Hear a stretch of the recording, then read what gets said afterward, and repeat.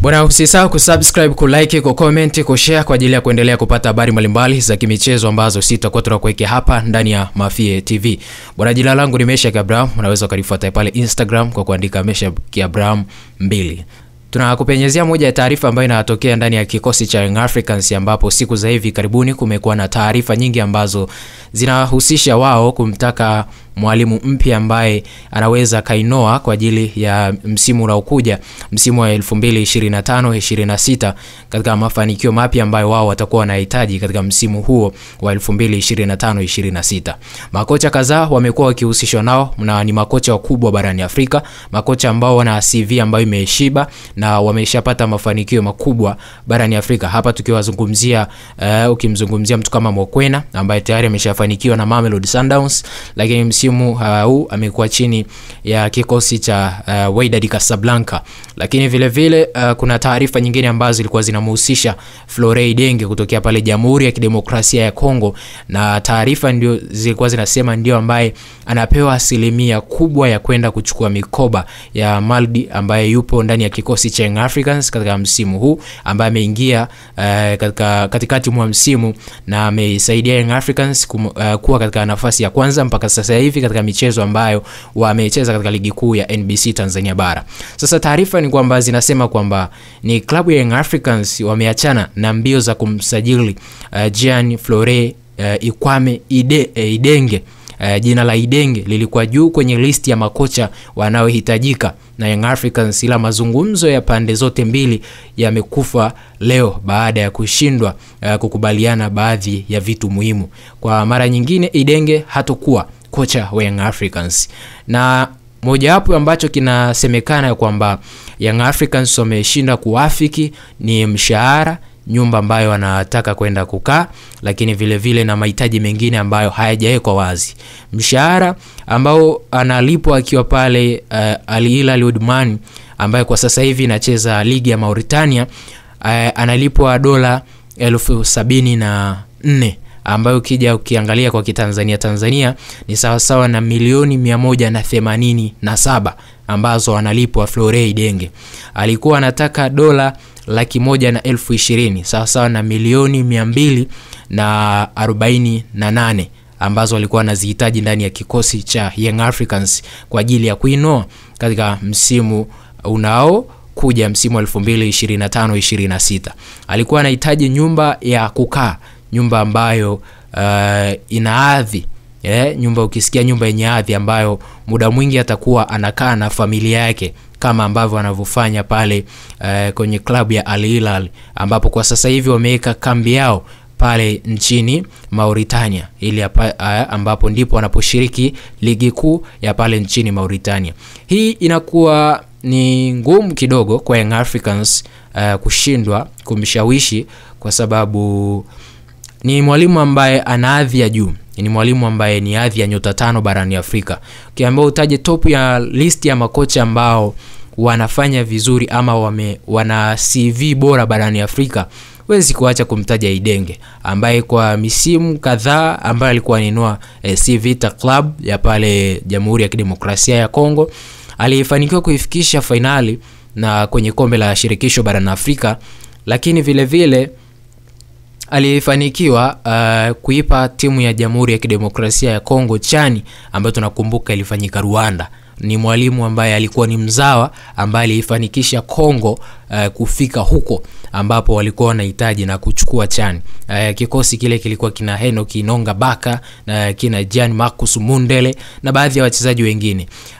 Maana yake CV yake imebebwa na utengenezaji wa wachezaji ambao yeye amekuwa akiwaamini, ambao wanatoka kwenye timu za chini, ama amekuwa akifanya scouting yake ambayo anaiamini na kwamba hawa wachezaji wanaweza wakamsaidia. Kama tunakumbuka ama tunakumbukumbu vizuri, ndani ya kikosi cha Al Hilal Omdurman pale Sudani wana mchezaji ambaye anaitwa Kimugurugisha, ambaye hii ni scout ambayo imefanywa na Florent Ibenge, ambaye alimpendekeza anahitaji kufanya naye kazi. Moja ya mchezaji ambaye amekuwa bora sana na amekuwa akihusishwa na kuja kwenye vilabu vya Young Africans, lakini Al Ahly Omdurman imemweka kwenye level na daraja la juu sana kutokana na ubora ambao amekuwa nao ndani ya kikosi cha Al Hilal ya pale Sudan. Tukirejea kwa mchezaji ama kwa kocha mwingine ambaye amekuwa akitajwa ni Mokoena. Mokoena yuko Wydad Casablanca, ambaye bajeti yake tu ndani ya kikosi cha Wydad Casablanca kwa msimu mmoja ambao amestay pale Wydad ni pesa ambayo kwa vilabu vyetu inaweza ikawa ni bajeti ya msimu mzima ama nusu msimu. Sababu bajeti ambayo alipewa kama pamoja na mishahara na bonus ilikuwa ni bilioni 2.7, ambayo ukiangalia kwa kwetu hapa inaweza ikawa ni pesa ambayo inatumika kwa ajili ya msimu mzima ama aidha nusu mzima, kwenye upande wa maandalizi ya timu, kukaa kempu, kusafiri na baadhi ya bonus nyingine. Huo ni mshahara ambao halikuwa anapewa Mokoena pale Wydad Casablanca, lakini kuna taarifa ambazo zimekuwa zikitoka kwamba anahusishwa na Young Africans. Sasa mshahara wake kwa mwezi tu ni $50,000 ambao ni sawasawa na milioni 110 za Kitanzania. Ukiangalia bado vilabu vyetu haviko kwenye hilo daraja la kulipa mishahara mikubwa barani Afrika, kwamba hatuna mchezaji ambaye kwa hapa Tanzania anafikisha milioni 87 ama milioni 90 ambazo amekuwa akilipa. Bado vilabu vyetu havijawa na uchumi mkubwa kiasi hicho ya kusema kwamba wanaweza wakawania mchezaji yoyote ambaye wao wanamhitaji. Kama tumekuwa tukipita kwenye mitandao ya kijamii, kuna listi ambayo tumekuwa tukiiona ya baadhi ya wachezaji ambao wanalipwa mishahara mikubwa hapa nyumbani, ambapo wa kwanza anaongoza Stephane Aziz Ki ambaye analipwa milioni 40 kwa mwezi, na ukirejea anakuja mchezaji mwingine ni Chama ambaye analipwa milioni 28, anakuja Faisal ambaye analipwa milioni 21. Ukiangalia ni wachezaji ambao ni top nimetaja, ambao kwenye ligi yetu wamekuwa katika misimu kadhaa wamekuwa wakifanya bora sana kwenye vilabu ambavyo wamekuwa wakivitumikia. Bado hawajafika hata nusu ya mshahara ambao mwalimu Mokoena anapewa pale Wydad Casablanca. Maana yake huyo mchezaji vipi kwa mwalimu? Maana yake mwalimu akija tena anahitaji quality ambayo anaiamini anaweza akafanya nayo kazi. Quality ambayo anahitaji ni quality ambayo itambeba yeye kufikia malengo ambayo nyinyi mnamwekea, pengine kufika hatua ya robo final kwenye michuano mikubwa barani Afrika, kwa mfano kombe la shirikisho ama kombe la club bingwa ama Super Cup ya barani Afrika. Na tunajua Super Cup itakuwa ni msimu wa pili, na vilabu ambavyo vimekuwa vikishiriki ni vilabu ambavyo tunaviona vina uchumi mkubwa na vina hali kubwa kwenye upande wa uwekezaji wa timu zao. Mfano ukiangalia Esperance Tunis, ukiangalia Mamelodi Sundowns ambao ni mabingwa, lakini ukiangalia watu kama Al Ahly, ukiangalia watu kama Zamalek, lakini sasa hivi tuna Pyramid ambaye tumemwona amekuwa anakuja kwenye ushindani huo. Maana yake lazima mwalimu atakuwa anahitaji wachezaji ambao wanaendana na daraja lililopo. Na siku zote kuna muda wanasema kauli ya mwalimu huwa inaibua pengine maneno mengi kwa baadhi ya watu ambao wanaiamini timu.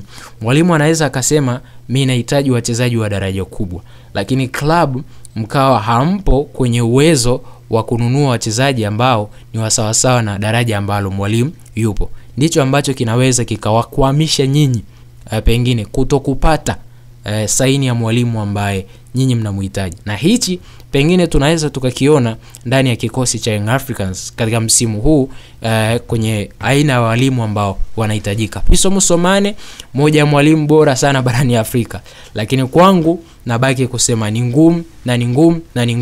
ngumu sana kwenda kuinoa Young Africans kutokana na hadhi, kwanza mshahara, cha pili wachezaji ambao wataipendekeza.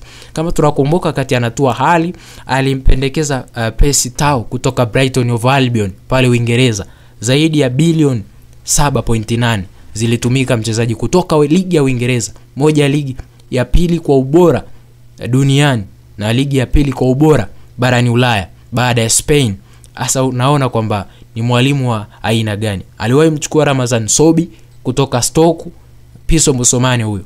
Amewahi kuchukua kina Harashaf, mchezaji bilioni 8 na mshahara wake ni milioni 37 kwa mwezi. Naona kwamba ni mwalimu ambaye yuko kwenye viwango vya juu ambavyo ni ngumu Young Africans kumpata mwalimu kama huyu. Usisahau kusubscribe, kulike, kucomment, kushare kwa ajili ya kuendelea kupata habari mbalimbali kutoka ndani ya Mafia TV.